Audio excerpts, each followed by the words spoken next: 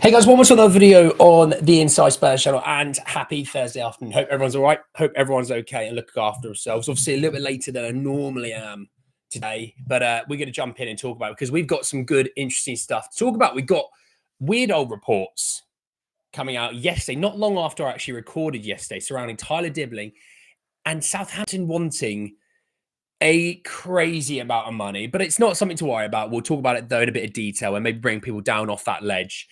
We'll talk about a update surrounding Fabio Paratici and Spurs' attempts potentially to keep the Italian at the club. I want to talk about the online sort of situation with fans as well. And there's so much more that I want to talk about. You sort of know when I get there. All right. You sort of know when I get there.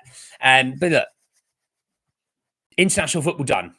Everything done. Okay. Spurs obviously don't play for a little while, but club football is returning. And it starts today. I think Barcelona play today, which is quite a weird one. It's the rearranged fixture. So club football's back. Good to see. Good to see. Morning Spurs Dragon, Janice. You have your inventory already, Jazz. Love it. Bazza, Simo. Yellow t-shirt, man. I don't know if... Oh, here we go. Yellow sign, man. How about that? How about that? Anyway, back to the baby. Let's talk about it because I've got some stuff that I want to talk about. Let me start with Tyler Dibling. So it came out through the Telegraph yesterday saying that Southampton are ready to demand over 100 million for Tyler Dibling. Okay, and look, I like Tyler Dibling. I do. I like Tyler Dibling. I think he's a decent player. I think he's got all the makeups of a really exciting player. Tyler Dibling's not worth 100 million, and they know they're not getting 100 million for him. Okay, so before you throw your arms up in the air and you go, Andy, that's ridiculous. Who's paying that money?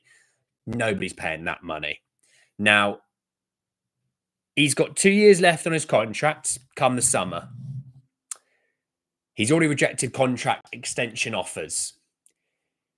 If they are to get relegated, which, look, regardless of what you think, until someone is categorically out of a competition or, they're relegated, anything can happen in football. We've seen the great escapes before. We've seen people win trophies that shouldn't win trophies. I always think of Wigan winning the FA Cup, even though they were getting relegated. So it can happen, right? But he's got 2 years left of his contract. They're en route to being relegated. And when a relegated side does go down, it puts a lot of pressure, obviously, on their finances. You don't have the TV revenue from the Premier League anymore. You do have parachute payments, but that's to keep you afloat. It's not really to maintain a level of wage structure and spend.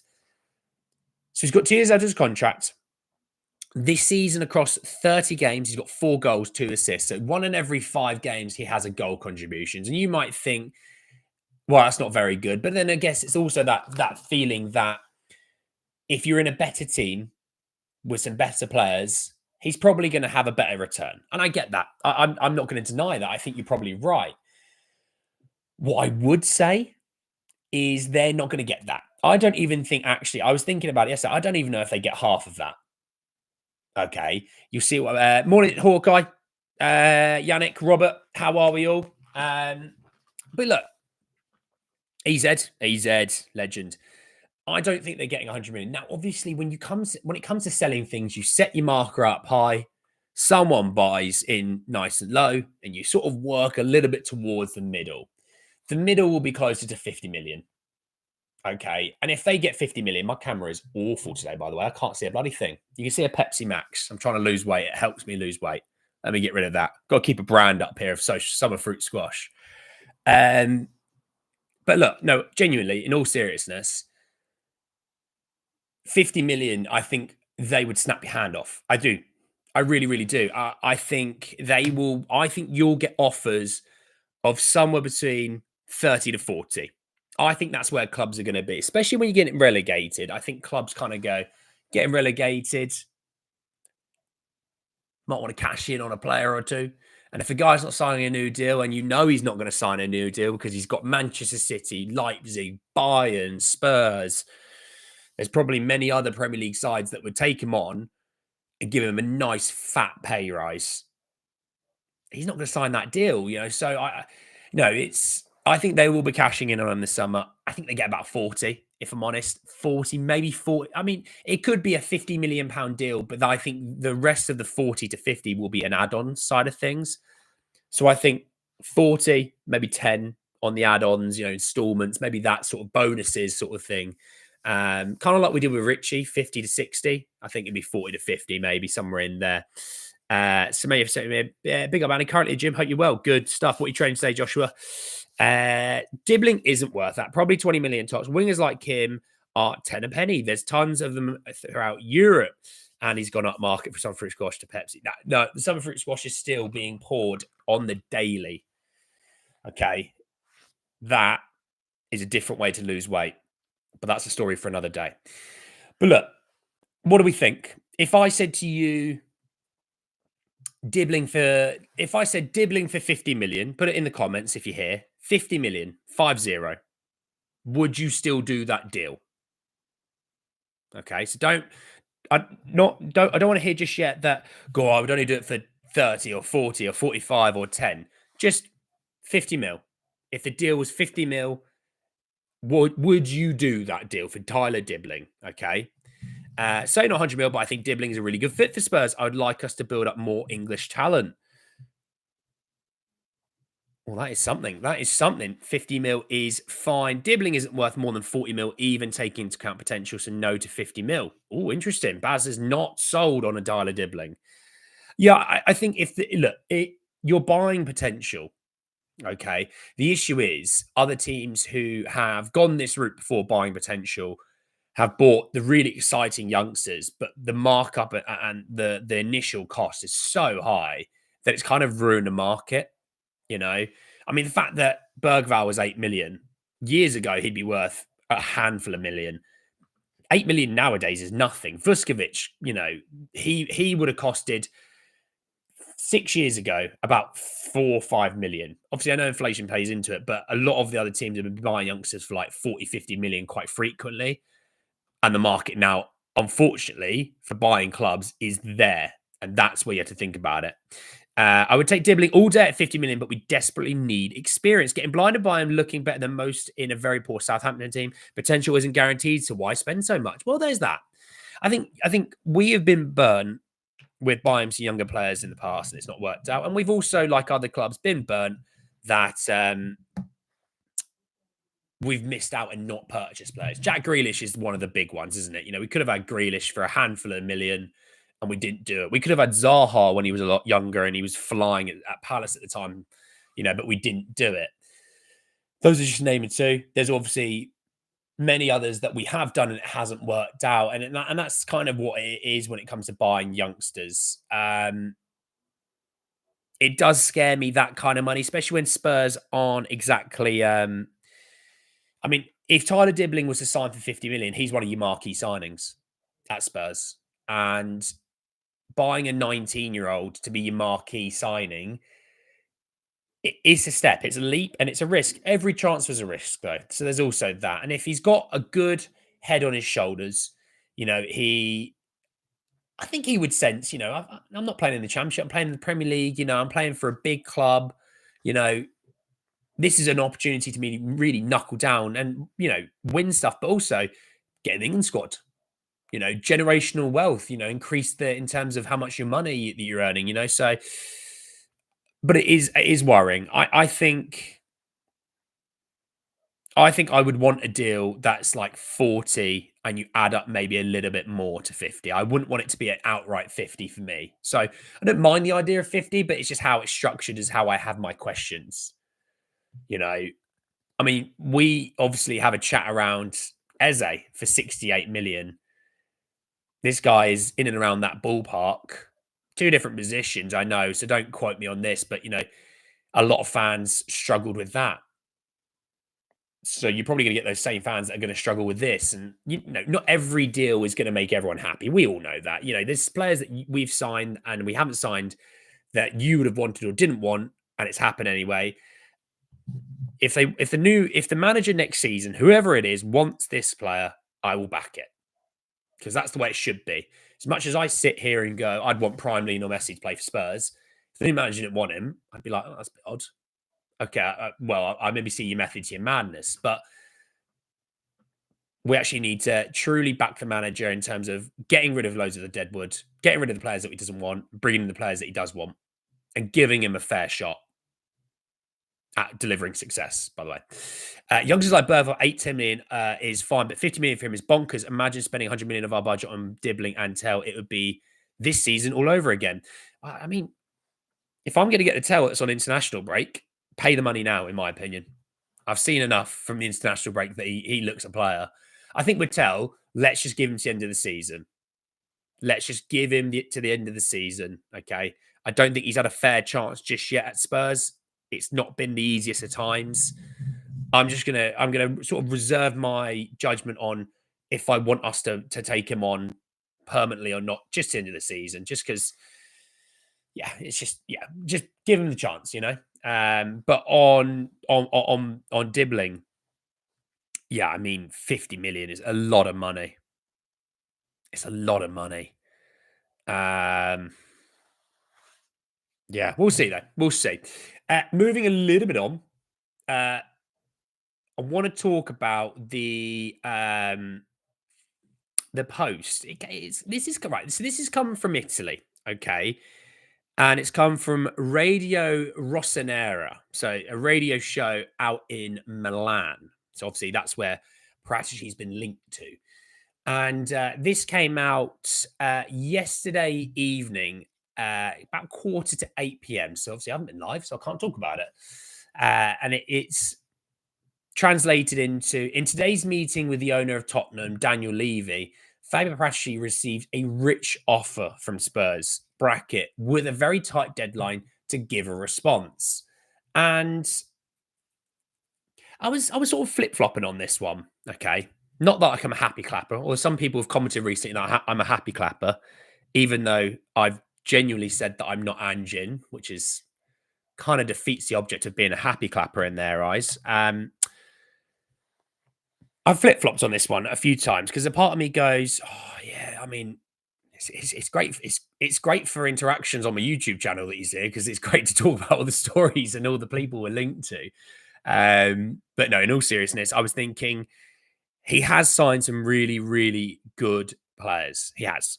You know, we think of the Romeros, we think of the Kulusevskis and the Bentancurs before the injury, and obviously like things like that. And he signed some duds. Every chief exec does.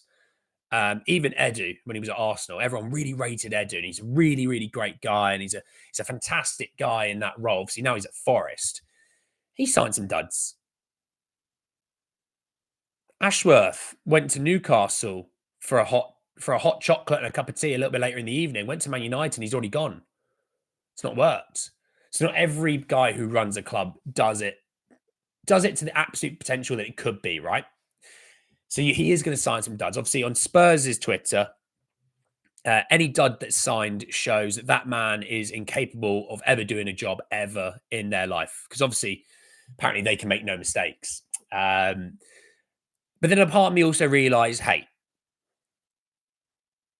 he didn't really do a very good job in terms of getting players off the books, and that's a really big part of it. It is as much as we sit here and go, hey, look at how much money Spurs generate, and look at the revenue from game day, and look at the revenue from European football, and I do talk about the wages side of things, but genuinely, getting players off the books is only going to help you in the transfer market. And I know, yes, it does help Daniel Levy in terms of his spreadsheets. I get that. I'm not denying that. I actually agree with you. So before you go, happy clapper, just chill. Chill. All right. Don't cry. Have a summer fruit squash. That'll cheer you up.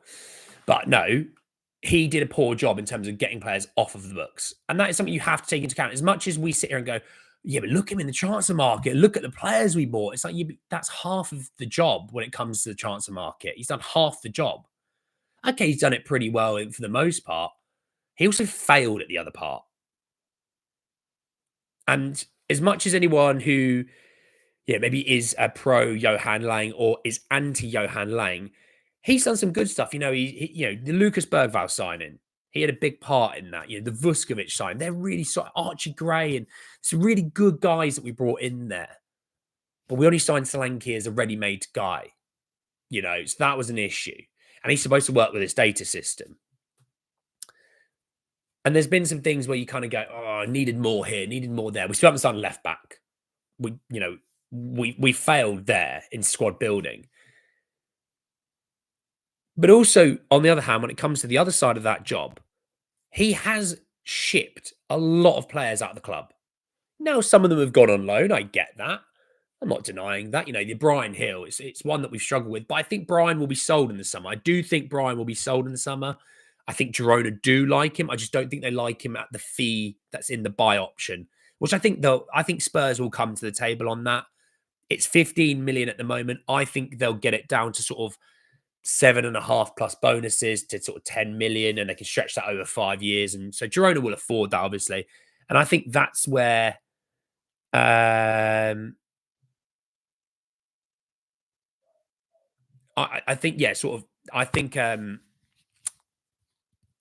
think he'll be gone. Obviously, Højbjerg, he will be officially gone in the summer. The buy, obviously, it's a mandatory. He will be sold in the summer. Solomon has good value. I expect Leeds to come to the table, especially if Leeds continue the way they've gone this season. He will be moved on this summer. It shouldn't be an issue. Trying to think of who else. Obviously, we moved off people like Ndombele. That was good. I think this summer you'll be moving off some more first team squad people. We know obviously Reguilon won't be here in the summer. We know Werner won't be here in the summer. Forster might be gone. We'll see about the other ones that are out of contract. So he did quite a good job in terms of clearing out a lot of players that needed to go. As much as I sit there and I don't like some of the players that are still at the club or connected to the club who aren't good enough, you're not going to get rid of 25 people in a summer. It's just not possible. But he got rid of double digits. That was a good effort. I can't lie. I would never have expected that from Fabio Paratici. I think Paratici wouldn't have got near that.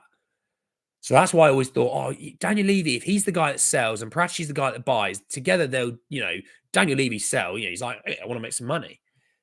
I don't think that combination worked as well as we hoped. In reality, you probably want Johan Lang to sign youngsters and sell players, and Fabio Paratici to sign the ready-to-go guys. That would be the combination of dreams.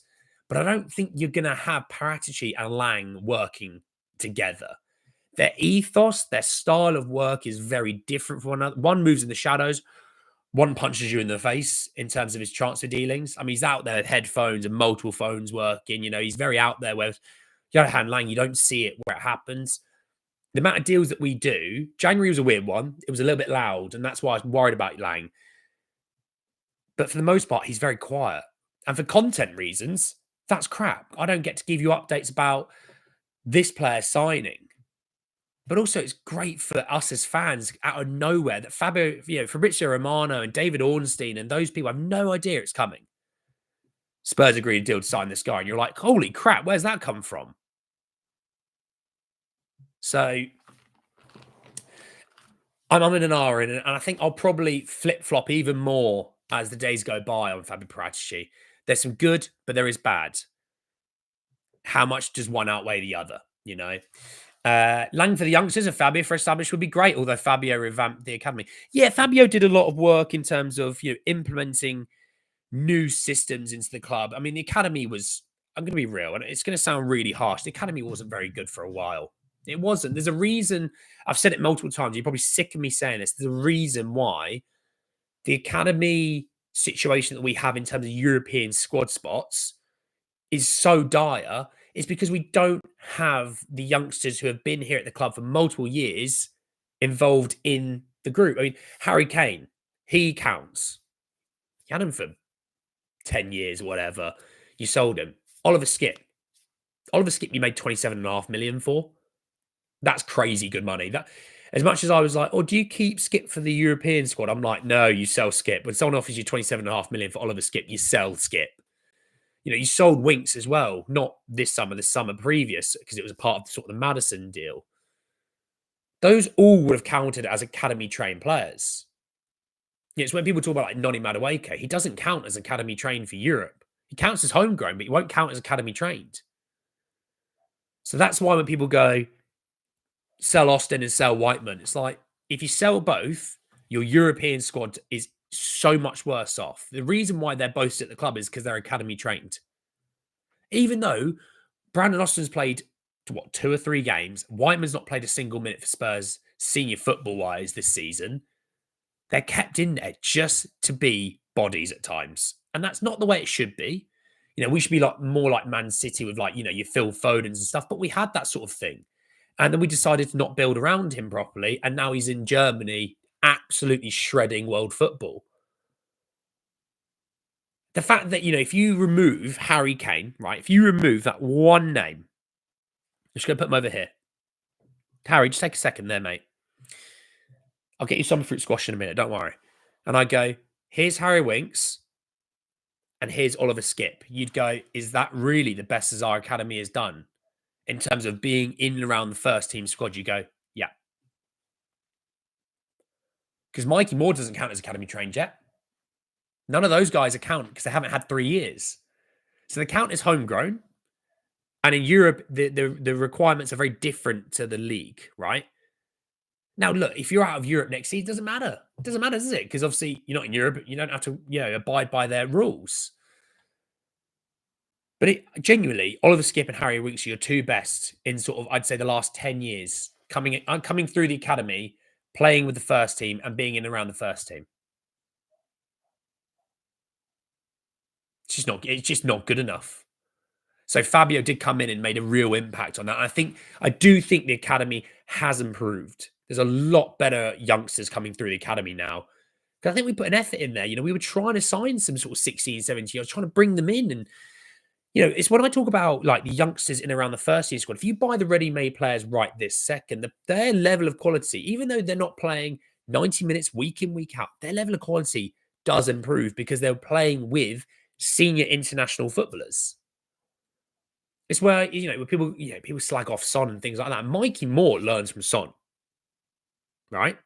He does. I think Wilson Odegaard the same.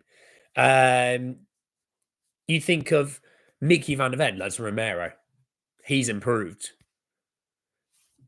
You've got to find that balance. And I've always been fair on this. We never seem to find the balance. We either go one way in terms of signing older players who are ready to go right this second, but are only going to be around for 2 or 3 years, and then it's an issue to get rid of them, like we did under the Contes. And then we've gone more so now under Ange, buying 18, 19-year-olds who need time to develop and not signing enough ready to go guys to help the squad right now.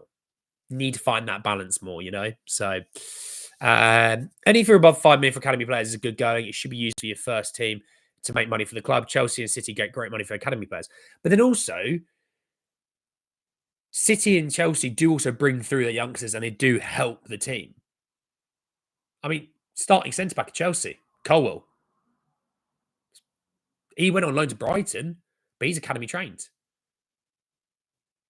They brought through Conor Gallagher, who was vice-captain last season. Reece James, Mason Mount, when he was fit, obviously. Tomori, who we were linked to in January. Tammy Abraham plays at AC Milan. There's so many of those players that Chelsea have brought through. City, Phil Foden was player of the year last season. So I understand selling the ones that aren't ever going to be that level, but you keep the ones that are going to be that level. Yeah, Rico Lewis coming through at City. I mean, I don't know Oscar Bob's situation if he's club trained, but he came through the academy.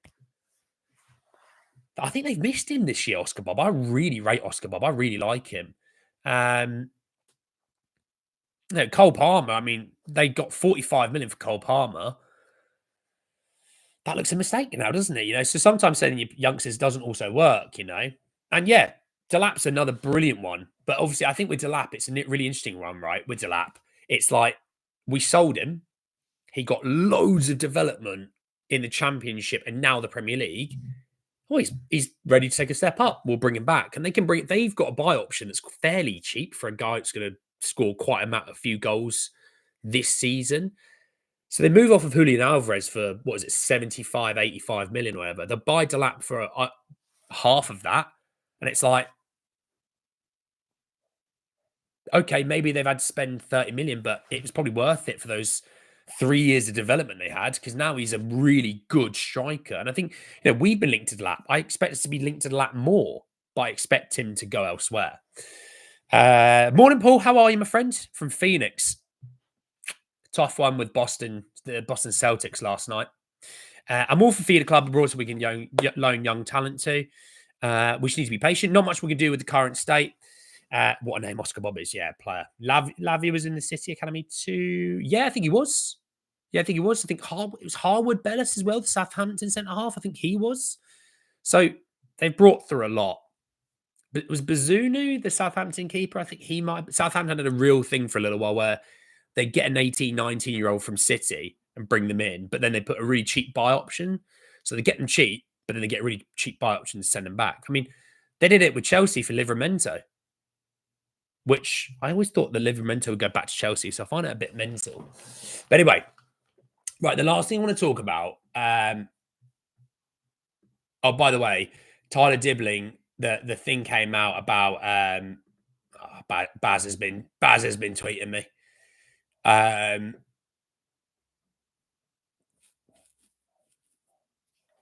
Sorry. What I was saying. Oh, I've completely lost my train of thought. Oh yeah, sorry. There's a post, a meme page put it out of Tyler Dibling and his Southampton 100 million. He's liked that, by the way. So doing some research. Right. The last thing I want to talk about is the current state right now. Bazunu was Portsmouth. Oh, he might have been, to be fair. Portsmouth and City. Portsmouth and Southampton. That's a rivalry. South Coast rivalry. Yeah, last thing I want to talk about is the current situation that I sort of see on Twitter and social media around Spurs. We've had an international break, by the way. You wouldn't believe it with the sheer despair that I've seen online, and it's just sad for me. People already writing off the fact that we're not going to do anything in the Europa League. Okay, maybe you don't think we're going to win it. I just don't get why you're so miserable about it. I don't know if we'll win it. I don't know if we'll even finish in the top half of the table. I'm not ange in. I'm not ange out. I'm just in that weird grey area where I'm just like, you know what? I'm just going to support the club to the end of the season and see how the chips fall. Because Ange is not being sacked. Whether you're Ange in or Ange out, Ange isn't getting sacked. He'll probably be here to the end of the season. Then, I mean, all the reports over the last few days, he'll be here to the end of the season. They then will reflect on how the season went. That's the chatter, okay? So he's not going anywhere. So my attitude is, I'm just going to get behind the team. All right? And if that makes me a happy clapper supporting my club, then whatever. Do you know what I mean? It's like if you want to berate the club that you supposedly support and you want to hate on the club, that's on you. But anyone that doesn't follow your standards, okay, wherever you think those standards are, or your way of thinking, just because they want to support the club and they want to win the Europa League, they want the success. They don't give a damn about who the manager is. They just want that success and enjoy winning things. Again, like I said, I'm 29 years old, okay? I look 49, but I'm 29 years old. We won something when I not long had started secondary school. Or if you're not from England, it could be high school. That's when we last won something. In that time, I've got a beard. I've got a receding hairline. And I weigh about 100 pounds more in weight. So it's like, as much as you may not like the players, you might hate the players. As much as you might like the manager, you might hate the manager. You might like the owner. You may hate the owner. Can we just not all agree? Things aren't going to change this season. Managers aren't going to change. Players aren't. You're not bringing players in. You're not selling players. You're outside the window. We're back to club football now. And in 3 weeks' time, we will know if we've progressed into the semi-final of the Europa League, right? Because it's the 10th of April and the 17th of April. They're the two legs. Back the players. Hell, even back the manager. Even if you're Ange out, back the manager. And if it doesn't go the way you want it to go, and maybe we lose to Frankfurt, we go out against Frankfurt, then you can say, look, that's not good enough. Look where we're in the league and we're out of Europe and blah, blah, blah, blah, blah. But for me, it's just about backing the club now. I mean, it's the fact that we continuously target our own players to abuse. It's immense. I know Twitter is a cesspit of just misery,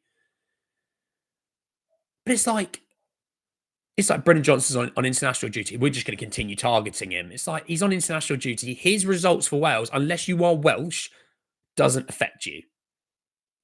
Just give it a rest for 2 weeks of your misery around Tottenham. Just give it a rest. And for me, yeah, that's one of my big issues around the fan base at the moment. We're very toxic. And again, I know the season's not been good enough. I agree it's not been good enough.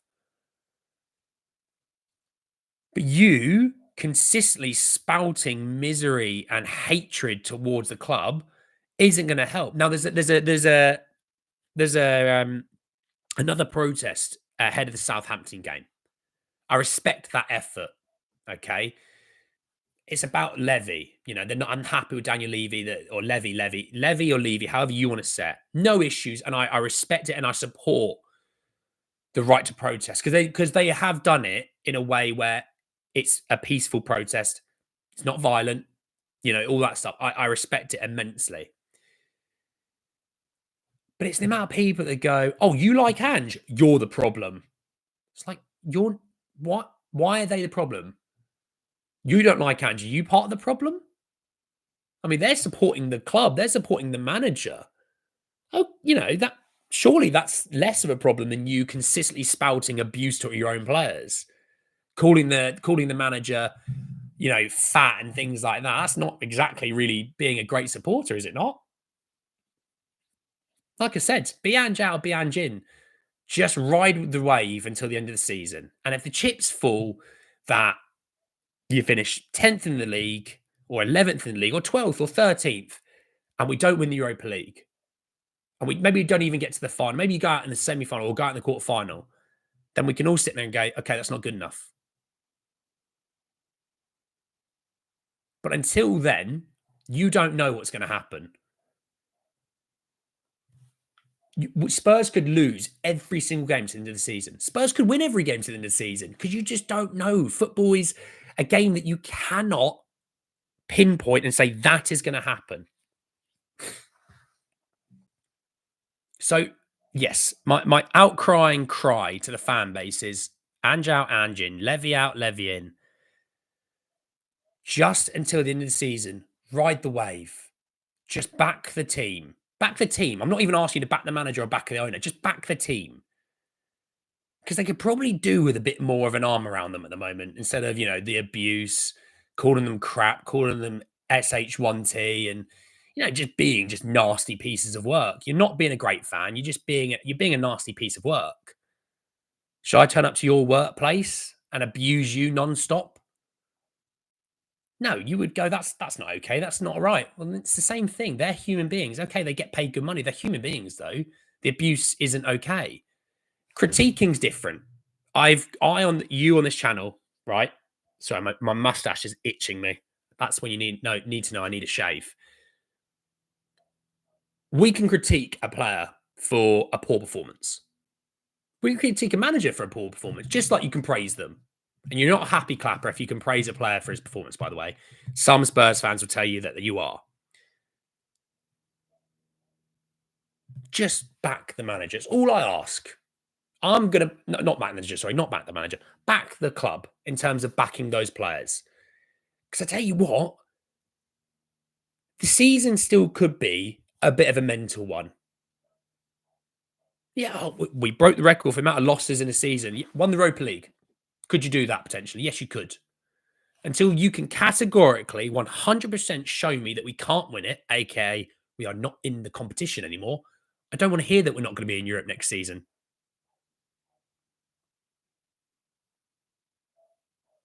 I don't want to hear about Poch.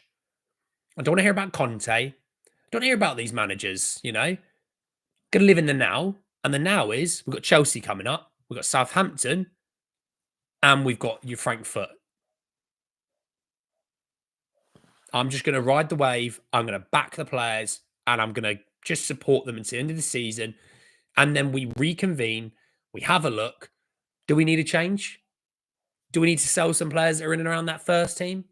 What do we need to bring in?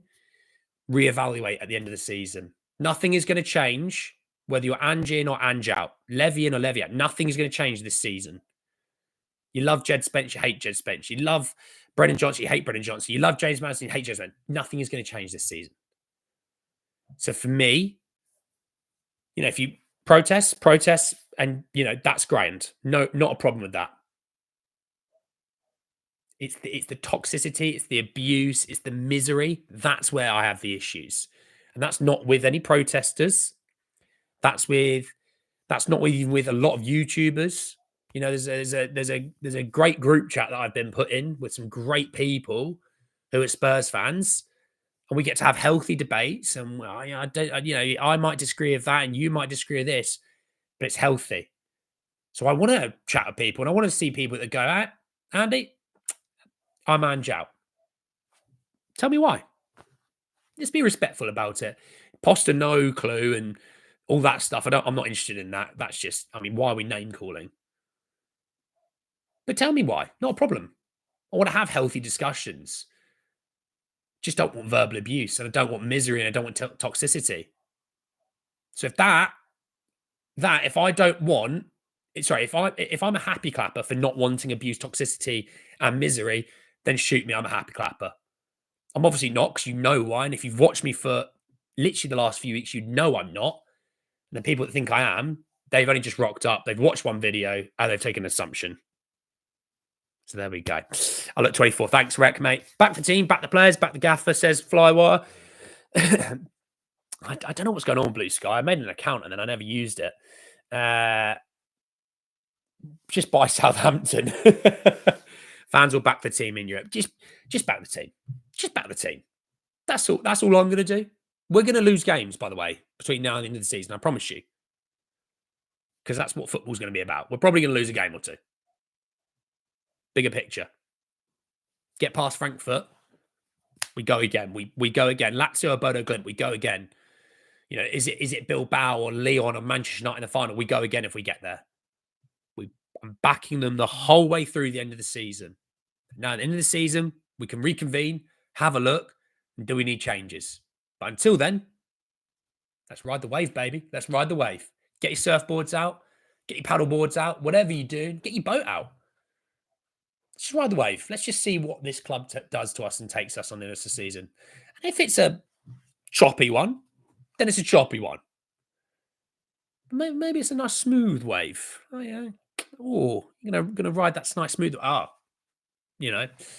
for the Aussies in the chat, they're all going, and he's talking about surfing. That's perfect. Just back the team. Abuse is never okay. I think sacking Ange now would do more harm than good unless we get someone who plays a similar football. We might as well stay as we are for now. You're not going to get anyone in now. People going, just give it Mason to the end of the season. What arm could it do? It's like probably quite a bit. Don't give Mason another opportunity where it's not fair on him. It's not going to change much. It's not. Ride the wave. End of the season, ride it. Just like I can change my sign to pink. I can change it to dark blue. I can change it to green. Green for go. I'm going to ride that wave. Yellow to match my t-shirt. So look, all I'm saying is abuse is never okay. Critiquing is fine. All right? That's where we're at. Up the bloody Spurs. Anyway, thank you so much for joining me this afternoon. I've got things to do. And I've got things to prepare for, So thank you so much for joining me this afternoon. Go and enjoy the rest of your days, your mornings, your afternoons, your evenings, wherever you're in the world. Go and enjoy yourselves. Look after yourselves, and I'll speak to you all tomorrow to talk even more Spurs. Take care, everyone. Peace.